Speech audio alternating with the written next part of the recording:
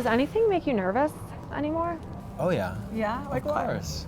I mean, I get nervous. I was nervous before I was about to do this. No, you weren't. Of course I was.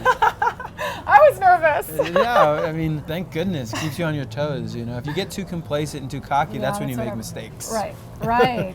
Do you at this point, like, feel like you've made it? You gotta define it. I feel like I'm just getting started. You just, okay. Yeah, I feel like I'm in a place right now where I have a better sense of myself and I have a lot of goals for, well, the immediate future, but I feel extremely empowered and excited about the near future and what's possible. I think that just goes with age. When I was younger, I didn't even, like, sort of letting the tides, move you, and now I'm at a point where I can actually stand up on the board and surf it. Mm-hmm. If you could tell your 20-year-old self something, what would you say?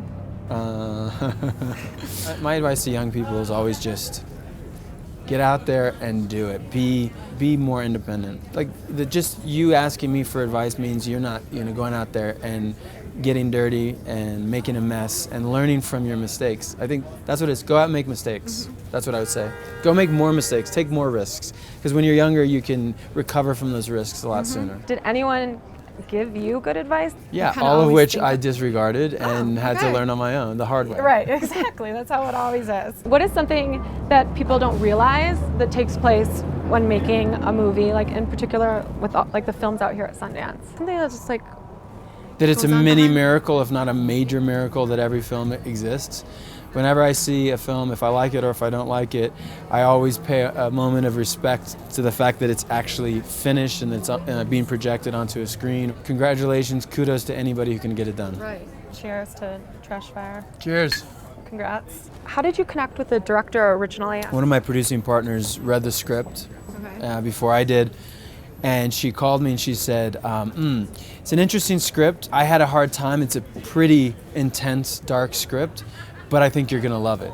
It's right up your alley. So she sent it to me. I read it. I was like, definitely up my alley. Yeah. It's unlike anything that I've done in a while, but it gets back to my roots. So it was like perfect for me, especially now that I'm looking to do a lot of new and interesting projects. And so I connected with Richard Bates on Skype. It was a little, it's weird. It was the first time you talked to him? Yeah. That's the way a lot of these meetings are coming about these days. Huh.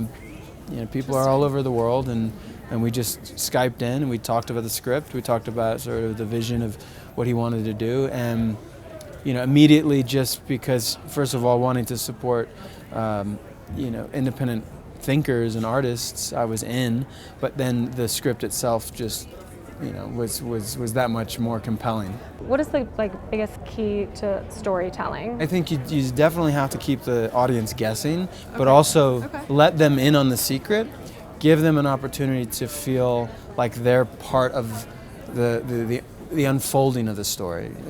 Let them be a couple steps ahead, but not too far ahead, and always keep them guessing. But then you have to cue them in. It's not an easy task. Right. I'm going to jump right into the Lonely Whale Foundation, and I just wanted to congratulate you on that because that's so exciting. Thank you. And I read that one of the programs to educate elementary school students is kicking off in Chicago, and we're all from Chicago. So I'm a very big fan of the Academy for Global Citizenship, which is in the south side of Chicago, serving an underserved community. It's a charter school that brings sustainable ideas to young people who wouldn't otherwise have that opportunity. And they're actually creating the Lonely Whale Foundation curriculum. Right. And so we're going to pilot our curriculum for K through 2 at that school, and basically using our hero mascot, the Lonely Whale, as the inspiration for young people to connect more with not only the oceans but marine wildlife, and understand that the wants and needs of the marine wildlife are the same as ours. Well, we're going to be happy to promote it all around Chicago as Thank well. you. But, yep. What we ask everyone is if you could have a drink with anyone, who would it be? Albert Einstein.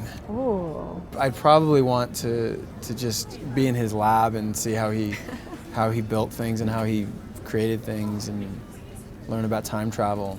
Cheers. Cheers. Thanks again. Thanks for stopping by.